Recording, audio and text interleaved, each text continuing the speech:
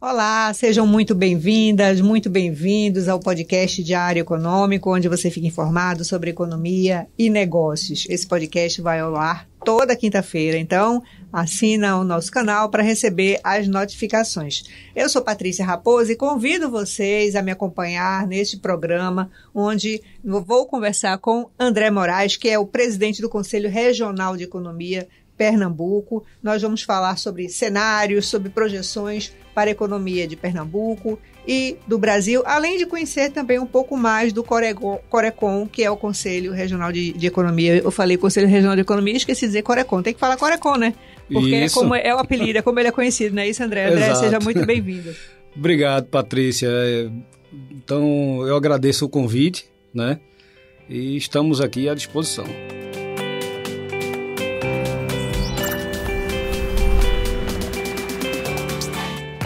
Vamos falar de economia, vamos falar de cenários. Vamos. Então eu quero logo saber, André, se você está animado com o cenário econômico que você está vendo ao seu redor.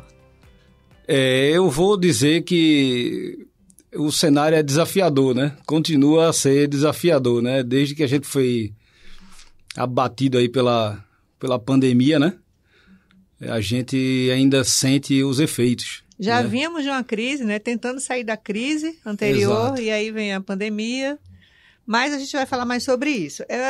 Eu queria primeiro, André, trazer um pouco assim da economia de Pernambuco, analisando os ciclos dos últimos, sei lá, vamos botar aí mais ou menos uns 20 anos, né? Começando por 2007 a 2014, a gente teve um ciclo de crescimento aqui em Pernambuco, com muito investimento em infraestrutura, atração de empresas de grande porte, né? Tivemos aquele boom lá no Porto de Suape. Foi realmente um momento de expansão na economia pernambucana. O crescimento nessa fase foi, em média, 4,1% ao ano, contra um crescimento de 3,5% do Brasil. Então, a economia de Pernambuco crescia acima da economia nacional.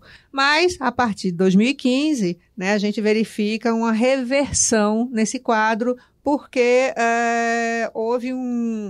veio a crise, né? A crise que pegou todo mundo, não foi só Pernambuco. Então, entre 2015 e 2016, houve essa retração e o PIB aqui do estado fechou em menos 4,2% em 2015 e menos 2,9% em 2016. Então, todo aquele ganho meio que se diluiu aí. Agora, isso aí foi resultado, lógico, dessa estabilidade política e econômica que a gente viu naquela época, né, no governo Dilma. Uhum. Então, quando a gente começa a sair, como a gente falou aqui, estávamos falando, começando a respirar, veio a Covid. Aí a Covid vem e, então, de novo, a economia começa a descer a ladeira, né? Mas em 2021, o PIB de Pernambuco cresceu 4,2%, né? Próximo ao desempenho do PIB nacional, que foi de 4,6%. A minha pergunta, André, é se a gente pode dizer que Pernambuco retomou o ciclo de crescimento. Qual é a sua opinião? Patrícia, em relação à questão dos ciclos, né, eu acho que até é tão importante quanto a quantidade de investimento que a gente teve no estado, né, que quando a gente vai olhar Pernambuco, comparando aos seus estados, né, do Nordeste, Pernambuco tem uma economia, pelo menos vinha tendo uma economia muito pujante, né, e acima de tudo, muito diversificada. E isso que era legal, né? Porque a gente tinha questão forte na questão do agro, né? Petrolina, um grande destaque, turismo, a gente tem também o polo têxtil, né? O pessoal ali, Santa Cruz do Capibaribe, etc. O polo automobilístico, né? Com a chegada da Jeep. Então, a gente tinha digamos assim, uma diversidade de setores que isso ajuda bastante na economia e no entorno, né? Mas em relação à questão dessa retomada, hoje o setor de serviços, não só em Pernambuco como no Brasil, né, ele é muito forte. Ele chega a ultrapassar mais de 70% do PIB, né, se a gente for comparar. É verdade. Então foi um setor que foi muito impactado na questão da pandemia. É verdade. Né? Talvez o mais impactado, né? Isso. Então, quando a gente pega estados onde, por exemplo, a gente tem aqui um setor de serviço muito forte na área médica, não é? Polo médico, de consultoria de empresas, de engenharia e de turismo, eventos, principalmente, né? De eventos. Exatamente. É forte o turismo empresarial aqui. Exato. Né? Então, foi um setor que realmente foi muito impactado, né? Então, estamos vendo essa retomada de forma bem gradativa, né? A gente está vendo que o número do desemprego está começando a reduzir, mas ainda está alto, mas de fato vem se reduzindo ao longo do tempo, né? Então aí agora também temos o cenário externo, que está um pouco preocupante, né? Porque tanto para Pernambuco como o Brasil, e para o mundo, na verdade, né? Verdade. Essa inflação persistente, acelerada e persistente, é algo que realmente está deixando todo mundo de orelha em pé. Que se soma a essa instabilidade trazida pela guerra na Ucrânia, né? Também. Né? Enfim. A gente teve aumento de commodity, né? Principalmente petróleo, né? E mais recentemente agora a OPEP já aprovou corte de produção. Então, quando tem corte de produção, a gente vai ter impacto, diminui a oferta, aumenta o preço. Vamos ter aumento de combustível em breve. Exato. Vamos lá. Então, assim, ainda o que a gente pode traduzir aí do que você falou é que ainda não está claro se Pernambuco retomou um ciclo de crescimento. Ainda é prematuro analisar dessa forma. Tem que esperar mais um pouco. É isso? Não, a tendência é de melhora, né? Porque é normal a economia ir destravando ao longo do tempo, né? Então, mas o que está preocupando é, de fato, assim, o ano que vem, que a gente ainda não sabe como é que o mercado vai se comportar. Que setores merecem mais atenção da futura governadora, né? Temos que vai ser sendo duas candidatas, uma delas vai ser a governadora. Então, que setores você acha que merecem mais atenção para que esse ciclo seja um ciclo de crescimento? Os setores mais importantes nossos hoje, né, são serviço, indústria e o agro, né? Então, se a gente conseguir dar a indústria, ela já vem, desde 2021, já vem sinalizando que está conseguindo superar aí as dificuldades provenientes da pandemia, né? Mas a gente pode dar melhores condições, por exemplo, né, para esses setores. Então, a gente conseguir potencializar aí. Como você comentou também, o pessoal de evento que sofreu bastante, né, que ainda vinha sofrendo até muito pouquinho tempo atrás. Uhum. Né? A gente poderia ter tido um cuidado um pouco melhor com esse setor, né? Para a gente não ver fragilizar a situação, tanta base, né? Exato, porque foi muito pesado. 70% do PIB, mais de 70% depende do setor de serviços, né? Por mais que você seja uma empresa muito organizada, né, Patrícia? Ninguém espera passar um ano fechado. Não tem caixa para isso. Ninguém se programa para uma coisa dessa magnitude. É verdade. Não, a gente precisaria ter tido né, a gente teve alguns incentivos, mas alguns muito difíceis de captar. Não é todo mundo que conseguiu pegar recurso, né? Enfim. Mas eu acho que é fortalecer, dar melhores condições, né, para esses setores que, como já está retomando, agora é fortalecer. Ô André, falando um pouquinho do desemprego, né? O desemprego é um desafio do Brasil e de Pernambuco em particular, né? Pernambuco aí liderou durante um bom tempo o ranking do desemprego aqui no Brasil, agora está em segundo lugar, né? Nós chegamos a 19,3% da população pernambucana desempregada. Isso dava mais ou menos 830 mil pessoas. 830 mil pessoas é mais que 2 vezes a cidade de Caruaru. É metade da população no Recife. É como se a metade da população no Recife estivesse desempregada. É muita gente desempregada. Melhorou, como você falou, houve um recuo para 13,6%. Né? Hoje esse é o volume de desempregados aqui em Pernambuco. Isso corresponde a 500 mil pessoas 500 mil pessoas continua sendo mais do que a população de Caruaru, que hoje é 369 mil pessoas, mais do que a população de Olinda, que é de 390 mil pessoas. Então, ainda temos praticamente uma cidade desempregada aqui no estado. Como é que vocês, economistas, vocês do Corecon, olham para isso e qual seria o caminho mais rápido para tentar se mitigar esse desemprego? Alguns economistas defendem investimentos em infraestrutura, em obras públicas. O que é que você acha? Qual seria o caminho aqui em Pernambuco? Pois é, Patrícia, veja, a questão do emprego ainda tem que levar em consideração algumas coisas, né? Porque a gente viu de forma também acelerada o número de pessoas trabalhando informalmente, né? Então também tem isso aí que algumas pesquisas podem não conseguir captar. E também a gente tem os desalentados, que também foram pessoas que foi um percentual que também cresceu. Então, os desalentados, segundo o IBGE, são as pessoas que estavam procurando um emprego ali e depois de 6 meses eles desistiram. Desiste, né? Já está sem esperança. Então, assim, quando a gente vai olhar o número como um todo, é maior do que isso aí. É verdade, né? Isso é verdade. E aí, o que é um outro impacto também na economia, né? Se a gente tem muita gente desempregada, a gente tem menos pessoas recebendo salário. Se a gente tem menos pessoas recebendo salário, a gente tem menos pessoas gastando. Então, o consumo das famílias também é outro fator muito importante para o PIB, né? Se a gente pegar na ótica ali da demanda, ele representa mais de 50% do que é a parte ali de bens e serviços, né? Então, a gente precisa dar essa reaquecida, que pode ser através de incentivos de obras, né? Pode ser, como a gente estava conversando agora, né? Pode ser incentivo a setores, facilitar a vinda de outras empresas de fora, né? Todo aquele ambiente que seja mais propício para que as pessoas, para a atração de investimentos em si, né? Desburocratizar mais, né? Desburocratizar, né? Facilitar. Algumas coisas têm melhorado bastante, né?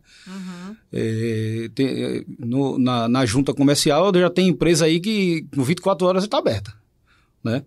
Mas existem outras questões, enfim, são muitas coisas, inclusive questão tributária também. Nosso sistema tributário é muito complexo, mas aí é uma coisa mais... Licenciamento, né, para obras, para certas operações que às vezes também demoram muito, né?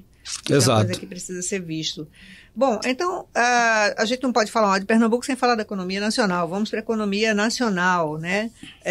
A previsão do mercado financeiro para o IPCA, né, que mede a inflação, vem caindo a cada semana. Hoje, quando nós estamos gravando esse podcast, o IPCA já registra a 16ª baixa consecutiva, né, com previsão de fechar o ano em 5,62%. Pode ser que daqui a uma semana seja mais baixo ainda, não se sabe, mas é uma tendência aí forte. Mas ainda assim está acima da meta da inflação que o Banco Central persegue. Você acha, André, que nós vamos fechar o ano dentro dessa meta, essa meta de 3,5%, podendo variar aí 1,5% para cima, 1,5% para baixo? Você acha que a gente consegue fechar o ano com o IPCA dentro da meta? Nem eu, nem o mercado, nem eu pelo menos não vi até agora nenhuma projeção nesse sentido. Eu acho muito difícil. O relatório Focus, ele soltou, né, a última, que ele sai na sexta, mas só libera na segunda, né? Mas a expectativa é de IPCA 5,62 esse ano e perto de 5 ali em 2023, né? Então a gente ainda vai ter algumas pressões aí, mas lembrando que isso é só uma perspectiva, isso é só uma projeção que...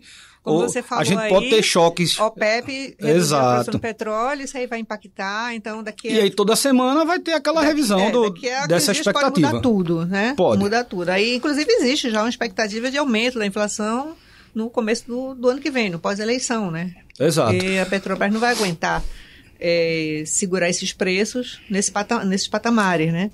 E a projeção também, né? A gente vê da Selic, ela está 13,75 agora. A expectativa é que feche esse ano, mas no próximo, mesmo a gente tendo com a inflação ali perto de 5 na projeção, mas a Selic ficar em 11,25. Então, no segundo semestre, né? No próximo ano, né? Do segundo semestre, né? Isso só cairia para 11 e depois Isso. o Boletim Focus, né? Então, assim, sugere que a gente ainda vai ter muita pressão inflacionária aí. Então, a gente pode ter algumas surpresas. E a Selic, o papel dela é conter a inflação, né? Então, isso é um sinal exato. forte, né? Mas, por outro lado, ela dá um choque muito grande, né? Ela desaquece muito a economia. Exatamente. Segura a inflação, ela contém a inflação, né? Porque ela alta, reduz o consumo, né?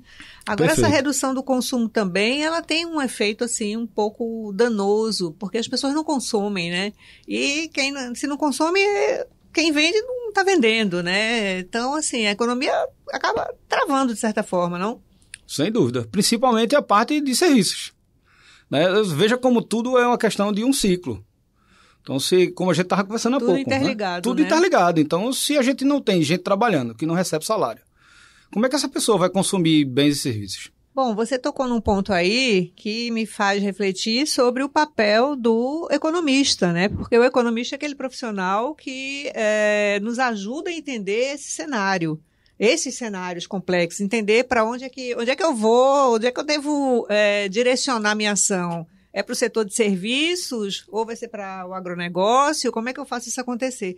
Como está sendo hoje, aí, atualmente, para os economistas, o mercado de trabalho? Eu imagino que a crise coloque o economista em evidência, né? Como é que é esse cenário hoje? Como é que o Corecon se insere nesse contexto de análise, de estudos? Vocês se reúnem sempre? Vocês fazem análise? Como é que funciona? Fala um pouquinho para a gente.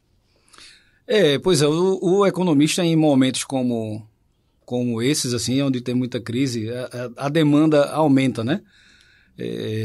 Aumenta, inclusive, nos convocando para a gente estar sempre participando de entrevistas, enfim. Estudos, né? Isso, que as pessoas querem saber, querem entender o que é que está acontecendo, né? Porque você vê, tem uma guerra na Ucrânia, né? Mas o que é que isso afeta a minha vida? Né? Talvez agora nada, mas daqui a pouco talvez afete. Uhum. Né? Então as pessoas realmente têm essa curiosidade. E o economista, ele atua, na verdade, Patrícia, em várias frentes, né?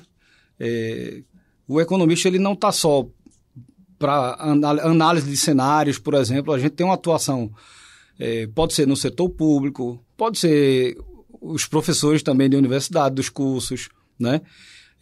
Um trabalho que vem sendo feito agora por economistas é a parte também de educação financeira. A gente tem economistas que trabalham no terceiro setor, uhum. Né? A gente tem economistas que trabalham na parte de projetos de desenvolvimento econômico, de viabilidade, né? Então, assim, são várias frentes em que o economista pode atuar, né? Então, lá no Corecon, a gente tem alguns projetos, né? Um deles é o Observatório Econômico, por exemplo, que a gente tem parceria com a Universidade Federal lá do centro do Agreste, né? Caruaru. E aí os alunos, eles escrevem sobre os dados econômicos que vêm saindo, né? Então, eles vão fazendo alguns estudos. Eles levantam esses dados lá no Agreste? Eles buscam esses dados, né? Fazem um relatório e a gente divulga tanto em formato como podcast, como no YouTube e nas nossas redes sociais também. Uhum. Né? Inclusive, esse ano, a gente fez um trabalho bem bacana, mostrando todas não, mas grande parte das frentes em que o economista ele pode atuar. Então, quem acessar lá o Instagram da gente, né, @corecon.pe, vai ver que tem alguns vídeos que a gente fez esse ano, que são vídeos para ficar mesmo lá, né? Que é exatamente para divulgar a forma e as áreas onde tem as atuações do economista, né? Então, ficou bem bacana. A carreira do economista está em alta. Quantos cursos nós temos aqui voltado para essa profissão? Nós, em termos de aluno, a gente vem crescendo desde meados de 2015, mais ou menos. Né, vem dando uma crescida que justamente a crise. Vem crise, aí vem aquela curiosidade, mas de fato assim, é um curso difícil, é um curso mais pesado, mais denso, né? Então, mas a gente está vendo, hoje aqui a gente vai tem a Universidade Federal de Pernambuco, tem a Universidade Rural, tem a Unicap, tem o pessoal do Exuda, tem o pessoal, inclusive, Patrícia, eu gosto sempre de salientar isso. A gente tem o pessoal da UFPE do Agreste, né? Sim. E tem o pessoal da UAST e também de Petrolina, né? Da FACAP, Petrolina, inclusive tem uma conselheira nossa lá, Socorro.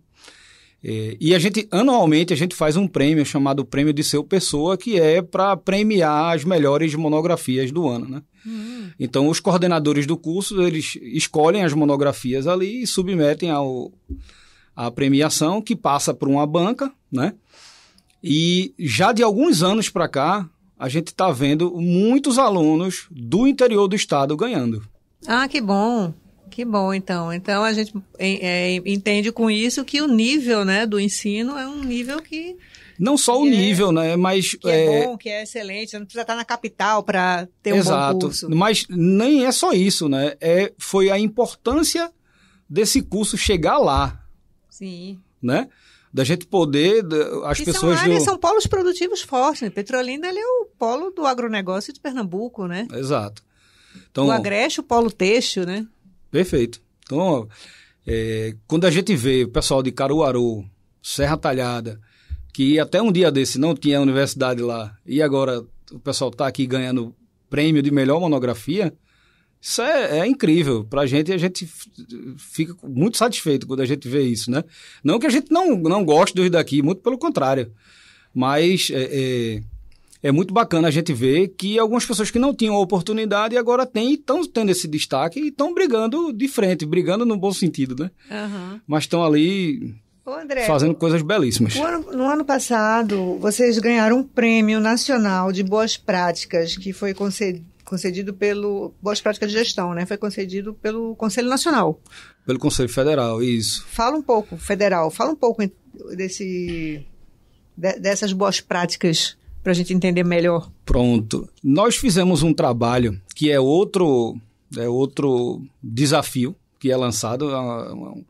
É um programa nacional que a gente trabalha com escolas, né, do nível médio ali, e público e privada, né? E é um desafio que se chama Desafio Quero Ser Economista. Então a gente leva para as escolas, né, para provocar os alunos para que eles façam algum material, e aí tem vídeos e etc. Eles vão escolher um determinado tema, submetem aquele trabalho, né? E já desde o ano passado, que a gente conseguiu ser o primeiro lugar em números de inscritos aqui, no Brasil, na verdade, né? Esse ano a gente só ficou atrás do Espírito Santo, então o Pernambuco já está ali, né? Ficou em primeiro ano passado, agora ficou em segundo, mas a gente vai brigar para ser primeiro no próximo ano também, né? E já é uma forma também muito legal da gente plantar a semente para a gente ter futuros economistas, né? Pessoas que se interessem pela área, né? Porque é uma área realmente de suma importância, né? É um profissional que posso dizer, completo no sentido de pensar políticas públicas, né? Pensar em outras áreas, pensa de uma forma, né?